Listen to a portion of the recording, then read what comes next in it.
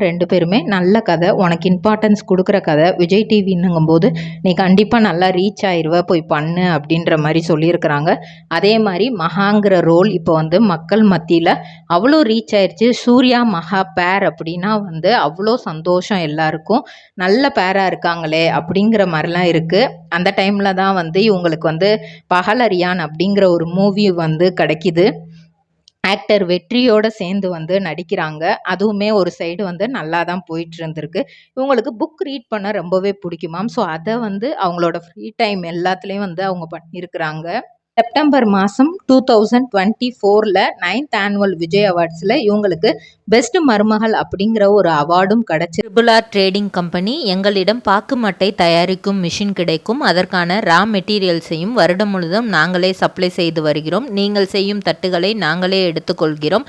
அதற்கான லோன் வசதியும் செய்து தருகிறோம்.